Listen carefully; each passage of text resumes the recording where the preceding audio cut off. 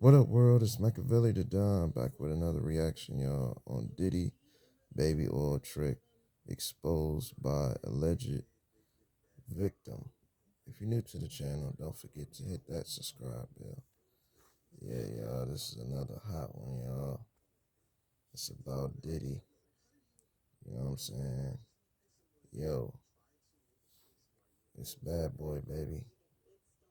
Baby oil was a big thing in the whole Diddy scandal. That the Fed seized 1,000 bottles of baby oil, and it is the thing that people have talked so much about because it was such a bizarre, so odd. And remember, we spoke with Mark Agnifilo, his lawyer, on one of our documentaries, The Downfall of Diddy, on Tubi, and we asked him about it, and he didn't quite know what to say about it. You know, kind of made a joke. He kind of made a joke about it, right? But now we know at least what one of the accusers in a civil lawsuit, a brand new accuser, a brand new one, is saying the purpose of the baby oil, and it's not what we thought. No, this accuser, who is filed as a John Doe, says that the baby oil was laced, and that the purpose of placing the baby oil on people involved in these freak-offs was to drug them.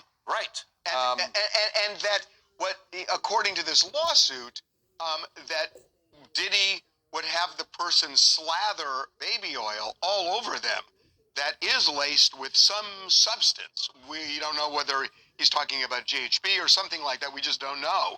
But it would render the person kind of semi-conscious, I suppose. Yeah, the way it's laid out in this lawsuit is a man who says he met Diddy back in 2007. He was a Vegas adult male entertainer, said he was retained for dances and so forth, but then it turned into sort of these sex parties that we've heard all about.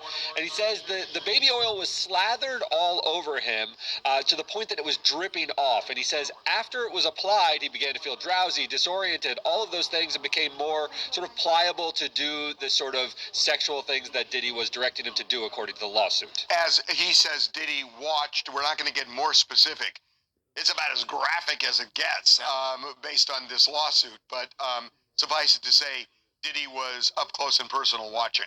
It's extremely graphic, and as you pointed out, the feds pointed out those 1,000 bottles of baby oil. That's mentioned in the criminal indictment, but never further than that. It sounded like kink shaming, you know, sort of maybe he was into baby oil, but there's no crime involved with that. It looked like it was just a pot shot at Diddy. If this is part of the forensics of what they gathered from his compound during those raids, it's going to add an entirely new dimension to this case. Now, Charles, the one thing that I didn't quite know from the lawsuit, although I'm assuming, is that if this is true, I guess they would have taken the bottle, unscrewed the cap, and opened, and then pour in whatever the drug is, and then close it. But I don't think he would have done it to 1,000 bottles of baby oil. No, but you would keep the if this is true, you keep the baby oil stocked, and then you open it and put whatever in when you need it. What I'm getting at is, was there a stash allegedly with this drug in it that the feds seized? Find that? That's right. Well, I'm curious, and we don't know. This is a civil lawsuit filed by this accuser, but we don't know if the feds have had any contact with this person. Right. Have they shared this information with the feds? And was this person, I don't know if this was clear from the lawsuit or not, Derek, was this person ever, did they say that they were flown or transported? Did they fly or drive on Diddy's dime to any of these parties? There's the usual allegations of expenses being paid for transport and things like that. So it'll be interesting those things to see. Are part of the federal. But But this could be too. I know what you're saying. Yeah, no, I agree. You need the interstate element, you know, for no, this I was saying man in addition to the baby oil. In addition to, but the baby oil itself, if this was a means of drugging somebody, if there's proof of that, even if it wasn't from one state to another, it would still be relevant in the case. Yeah. So we don't know. But by the way, not the only case that was filed yesterday. Right. There was also another one filed. Two other ones.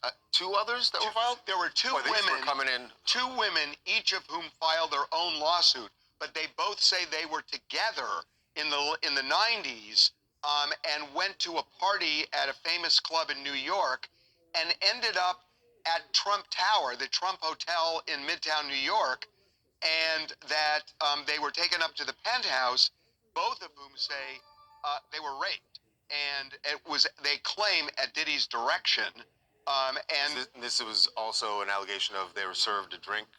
Were they? That's right. Yeah. They said they were drugged and then they were raped.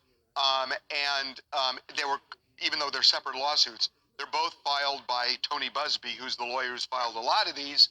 And it's very clear when you read it that two of these women were together because each says there was another woman present. We did hear back from Diddy, who has given his sort of stock response to all of these. He says, I can't deal with them individually, but there were never any sexual assaults of adults, minors, women, or men. He says this after each of these are filed. I do want to note that the one filed by the male is filed by Lisa Bloom, not by Tony Busby, although the two later ones by the women that you mentioned at the Trump Hotel incident, those were Busby lawsuits.